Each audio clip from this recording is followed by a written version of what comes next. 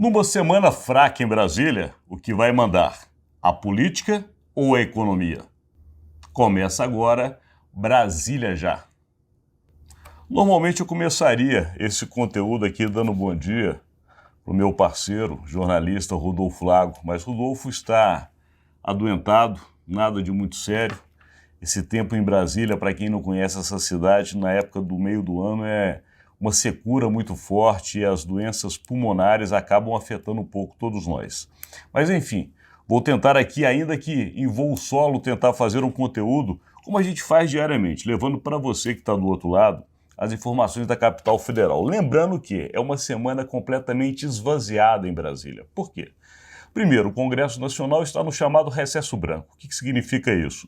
Que na prática, não há sessão, não há reuniões, não há deliberações. Portanto, os parlamentares não estão em Brasília.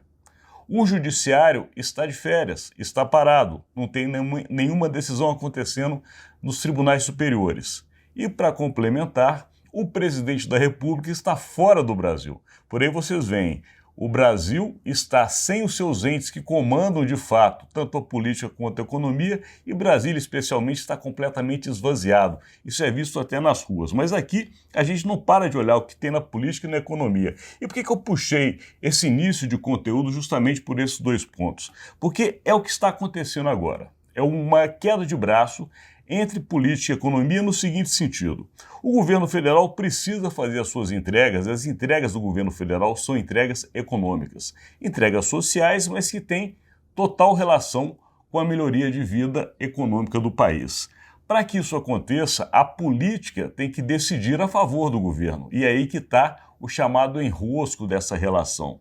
Por quê? Continuamos sabendo que quem manda no Congresso Nacional é o Centrão, comandado hoje pelo presidente da Câmara, o deputado Arthur Lira. Mas também o Senado faz seu jogo de pressão, inclusive agora no Senado está acontecendo, não nessa semana especificamente, mas neste período, a discussão da reforma tributária, que vai chegar até o final do ano e, claro, ali vai ter também um toma lá da cá.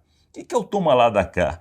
São as formas com os parlamentares aqui em Brasília, juntamente com quem está no governo, e às vezes até chegando ao judiciário na chamada judicialização de alguns assuntos, acabam decidindo o que interessa. O que interessa hoje, de fato, para quem está comandando a política, no caso do Congresso Nacional, é uma reforma ministerial. Essa reforma está dando todos os ares que ela vai acontecer na próxima semana, pelo menos iniciada ela já está. Só que os parlamentares têm que estar em Brasília, em especial Arthur Lira e o grupo que compõe o Centrão.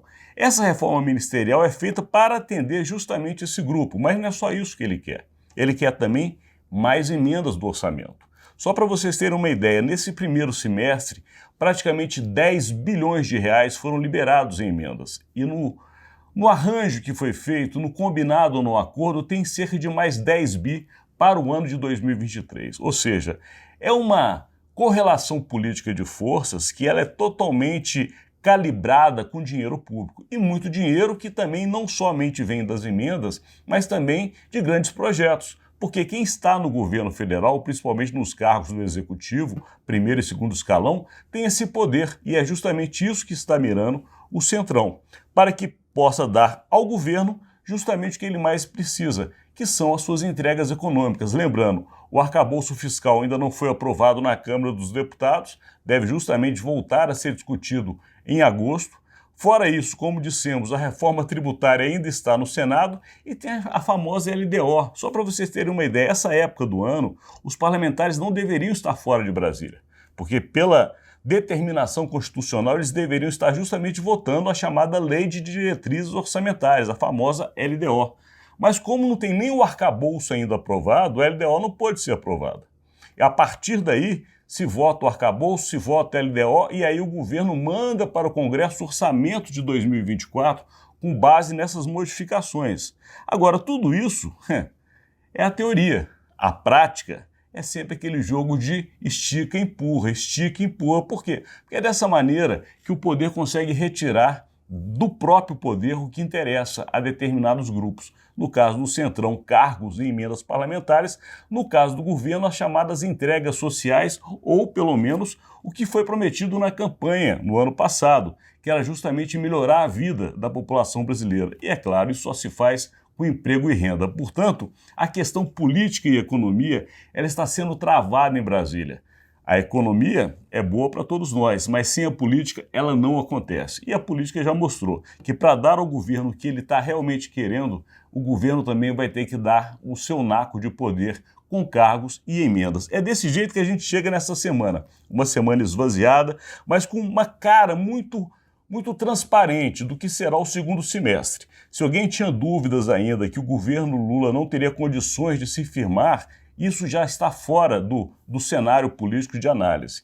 Ele já é um presidente da República com condições de fazer entregas. Ele já conseguiu uma base parlamentar e já sabe como fazer essa relação com o Congresso Nacional. Agora é justamente o jogo continuar para que até o final do ano ele consiga o que ele está esperando, a parte ou a maior parte das entregas econômicas para entrar 2024 aí sim consolidado politicamente.